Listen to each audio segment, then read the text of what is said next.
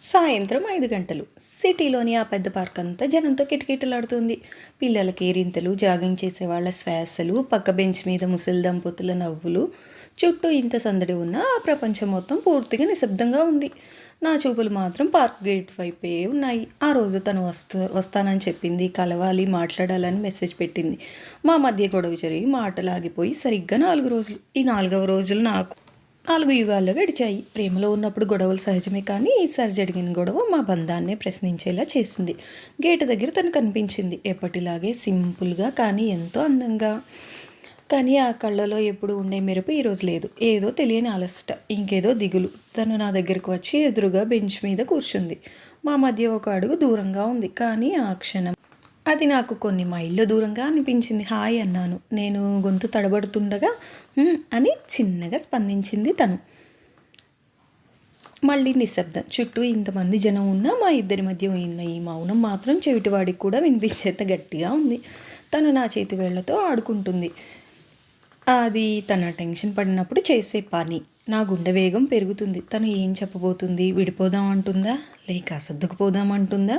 కొద్దిసేపటి తర్వాత తను తలెత్తి నా వైపు చూసింది. ఆ కళ్ళు నిండు కుండలా ఉన్నాయి. ఏ క్షణమైనా కన్నీరు బయటపడవచ్చు అనేలా ఉన్నాయి. ఎందుకు ఇలా చేస్తున్నాం మనం అని అడిగింది తను. ఆ గొంతులో కోపం లేదు, కేవలం ఆవేదన ఉంది. నేను సమాధానం చెప్పలేకపోయాను. నిజమే, చిన్న చిన్న ఈగోల కోసం, అనవసరమైన అపార్థాల కోసం మనకిష్టమైన మనిషిని ఎందుకు దూరం చేసుకుంటున్నాం? నీకు తెలుసా? తను చెప్పడం కొనసాగించింది. ఈ 4 రోజులు నేను నిద్రపోలేదు. ప్రతి క్షణం మన గొడవే గుర్తొచ్చింది. నువ్వు అన్న మాటలు, నేనన్న మాటలు అన్నీ పదే పదే గుర్తొచ్చి చంపేశాయి. మనం ప్రేమికులు ఇట్లనే బాధపడటానికా? తన కంటి నుండి ఒక చుక్క కన్నీరు రాలింది. పబ్లిక్ ప్లేస్లో ఉన్నామన్న స్పృహ కూడా తనకు లేదు. నాకు గుండె పిండేసినట్లయింది. నా ప్రాణం కంటే ఎక్కువగా ప్రేమించే అమ్మాయి నా వల్ల ఏడుస్తుంది, అది కూడా అందరూ చూస్తుండగా. నా ఈగో మొత్తం ఆ కన్నీటి చుక్కతో కరిగిపోయింది. నేను కొద్దిగా జరిగి తన దగ్గరగా కూర్చున్నాను. సారీ అని మాత్రమే అనగలను. అంతకంటే పెద్ద మాట ఏది ఆ సమయంలో సరిపోదనిపించింది. తను నా వైపు తిరిగింది. నాకు సారీ వద్దు, నాకు నువ్వు కావాలి, నీ పాత్ర నువ్వు కావాలి, నా చిన్న చిన్న మాటలు కలిగే నువ్వు కాదు, నన్ను అర్థం చేసుకునే నువ్వు కావాలి. మనం గొడవ పడవచ్చు, కానీ ఒకరినొకరు వదులుకునేంత పెద్ద గొడవలు మనకొద్దు ప్లీజ్ అంటూ తన కన్నీళ్లు పెట్టుకుంది. చుట్టూ జనం మమ్మల్ని గమనిస్తున్నారు. కొందరు జాలిగా, కొందరు క్యూరియస్గా చూస్తున్నారు. కానీ ఆ క్షణం నాకు లోకం మొత్తంతో సంబంధం తెగిపోయింది. నా ప్రపంచం నా పక్కనే ఏడుస్తుంది. నేను మెల్లగా తన చేతిని నా చేతిలోకి తీసుకున్నాను. తన చేయి చల్లగా ఉంది.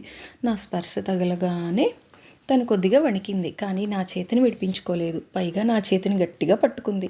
ఆ పట్టులో నాకు ఎన్నో అర్థాలు తెలిసాయి. నన్ను వదిలి వెళ్ళకు, నేను ఇంకా నిన్ను ప్రేమిస్తున్నాను, మనకు మనమే ముఖ్యం అని ఆ స్పర్శ చెబుతోంది. నేను తన కన్నీళ్లు తుడిచాను. ఇంకెప్పుడు ఇలా జరగదు అని ప్రామిస్ చేశాను.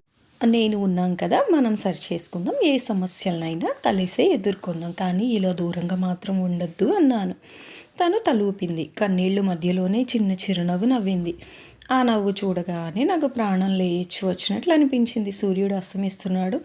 పార్క్లో లైట్లు వెలుగుతున్నాయి. ఆ కాంతిలో తన ముఖం ఎంతో ప్రశాంతంగా కనిపించింది. మేము ఇంకేమీ మాట్లాడుకోలేదు. అలా ఒకరి చేతిని ఒకరు పట్టుకుని ఆ బెంచ్ మీద కూర్చుండిపోయాం. చుట్టూ ఉన్న ప్రపంచం దాని పని చేసుకుంటూ పోతుంది. కానీ మా ఇద్దరి ప్రపంచం మళ్ళీ ఒకటైంది. గొడవలు సహజం, కానీ ఆ గొడవల మౌనం మనకిష్టమైన వాళ్ళని ఎంత బాధిస్తుందో ఆ రోజు ఆ పార్కులో నాకు తెలిసింది. రియాలిటీ ఏంటంటే ప్రేమలో ఎప్పుడూ సంతోషాలే ఉండవు. ఇలాంటి కఠినమైన క్షణాలు కూడా ఉంటాయి, కానీ ఆ క్షణాలను దాటి ఒకరినొకరు తోడుగా నిలబడడమే నిజమైన ప్రేమ. ఆ రోజు పార్కులో అందరూ ఉన్నారు, కానీ నా లవర్ మాత్రం నాకు దక్కింది. ఓకే ఫ్రెండ్స్, ఇది ఈరోజు వీడియో. నా వీడియో నచ్చినట్లయితే ప్లీజ్ లైక్ చేయండి, కామెంట్ చేయండి, మరెన్నో వీడియోస్ కోసం సబ్స్క్రైబ్ చేసుకోండి. మీకు ఎలాంటి వీడియోస్ కావాలో కామెంట్లో అయితే కామెంట్ చేయండి, తప్పకుండా చేస్తాను. Bye bye.